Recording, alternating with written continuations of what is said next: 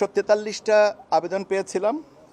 তার মধ্যে থেকে আমরা প্রাথমিক বাছাইয়ে পরে 22টা রাজনৈতিক দলের ব্যাপারে মাঠ পর্যায়ে তদন্ত জন্য বা অধিযাচনের জন্য পাঠিয়েছিলাম এবং মাঠ পর্যায় থেকে যে তথ্য পাওয়া গেছে সেই তথ্যের আবার ধারাবাহিকতায় আমরা 7টা রাজনৈতিক দলের নিবন্ধনের কথা বলেছে যে না, তারা কোয়ালিফাই করে না।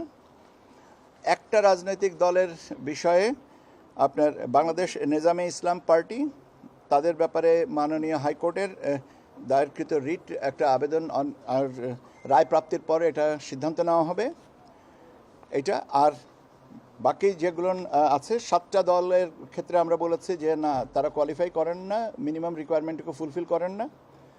আর এর ধারাবাহিকতায় পুনঃতদন্ত করে আমরা যে সিদ্ধান্তে কমিশন এসছেন সেটা আমি বলছি যে আপনার রাজনৈতিক কর্মকাণ্ডের ধারাবাহিকতায় এবং অংশগ্রহণ অতীত নির্বাচন সংক্রান্ত ধারাবাহিকতায় 3টা দল প্রাথমিকভাবে বিবেচিত হয়েছিল: জাতীয় জনতা পার্টি, জাতীয় সমাজতান্ত্রিক দল, জাসদ শাহজাহান সিরাজ এবং বাংলাদেশ জাতীয় লীগ।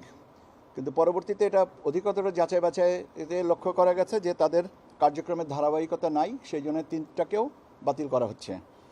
এবং আর যেগুলো ছিল তার মধ্যে থেকে Aam Janatar Dal, Bangladesh justice and development party, Bhasani Janashakti party, Bangladesh বেকার মুক্তি পরিষদ, জনতার দল, মৌলিক বাংলা, জনতার পার্টি, বাংলাদেশ গণতান্ত্রিক পার্টি, এই 8টা দলের সঠিকতা না পাওয়ার জন্য নামঞ্জুর করা হয়েছে। তাহলে আমরা 3টা দলের কাগজপত্র সঠিকতা পেয়েছি এবং সেই 3টার দল হচ্ছে বাংলাদেশ সমাজতান্ত্রিক দল মার্ক্সবাদী, বাংলাদেশ আম জনগণ পার্টি এবং জাতীয় নাগরিক পার্টি এনসিপি।